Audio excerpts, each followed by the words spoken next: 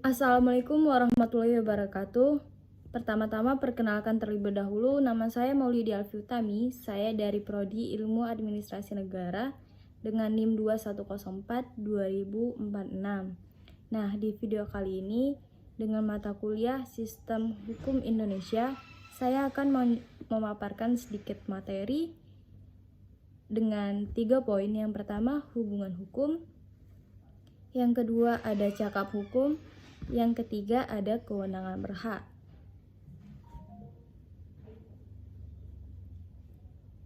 Tanpa memperpanjang waktu lagi, karena di sini mengingat ada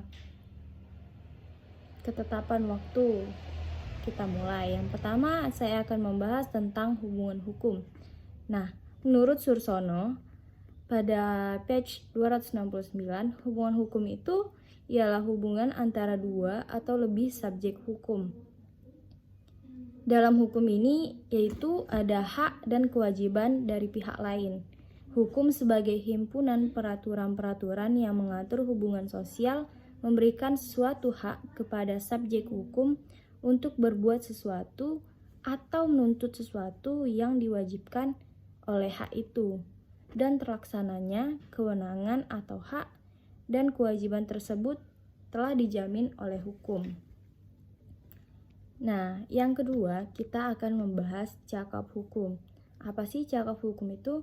Cakap hukum secara perdata berarti kecakapan seseorang untuk melakukan perbuatan hukum dan karenanya mempertanggungjawabkan akibat hukumnya. Semua orang dalam keadaan cakap atau biasa kita kenal berwenang bertindak kecuali mereka yang diatur dalam undang-undang. Nah, siapa saja orang yang berada dalam cakap hukum tersebut? Yang pertama, seseorang yang sudah dewasa berumur 21 tahun. Yang kedua, seseorang yang berusia di bawah 21 tahun tetapi sudah menikah. Dan yang ketiga, seseorang yang tidak menjalani hukum. Dan yang keempat, harus berjiwa sehat dan berakal sehat. Nah, setelah kita mengetahui tentang hubungan hukum dan cakap hukum, kita masuk. Sebelumnya saya akan membahas apa sih syarat dari hubungan hukum itu.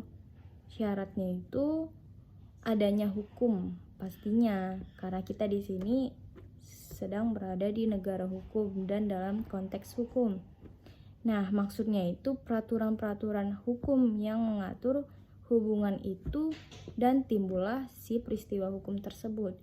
Contohnya proses kita jual beli barang.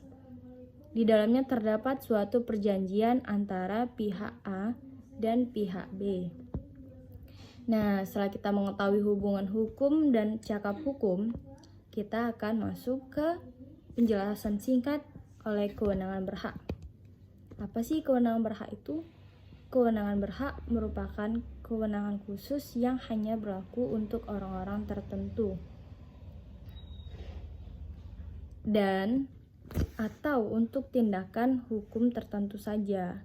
Nah, kewenangan bertindak diberikan dengan mengingat akan tindakan untuk mana diberikan kewenangan bertindak, sehingga tidak ada ketentuan umum tentang kewenangan bertindak tersebut.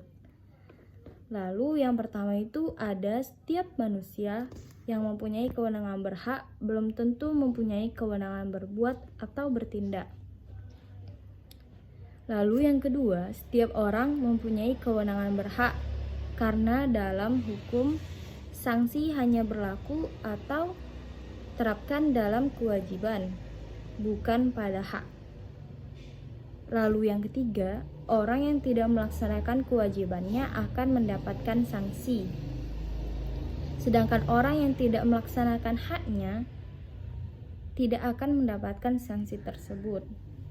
Dan setiap orang yang memiliki kewenangan berhak sejak lahir, bahkan sejak ia berada dalam kandungan, asalkan ia lahir hidup apabila kepentingannya menghendaki. Itu tertera pada pasal 2 KUHP. Dan yang terakhir, kewenangan berhak tidak dapat dihilangkan oleh suatu hukum apapun. Nah, itu tadi penjelasan singkat tentang hubungan hukum, cakap hukum, kewenangan berhak, yang dimana saya ulang lagi, hubungan hukum itu hubungan antara dua atau lebih subjek hukum. Cakap hukum secara perdata berarti kecakapan seseorang untuk melakukan perbuatan hukum dan dalamnya mempertanggungjawabkan akibat hukumnya. Yang ketiga, kewenangan berhak, yang dimana di dalamnya kewenangan khusus yang hanya berlaku untuk orang tertentu atau tindakan hukum tertentu saja. Berikutlah penjelasan singkat tentang 3 poin yang saya jelaskan. Lebih dan kurangnya saya mohon maaf untuk segala penjelasan yang kurang rinci atau kurang tepat. Saya tutup. Wassalamualaikum warahmatullahi wabarakatuh.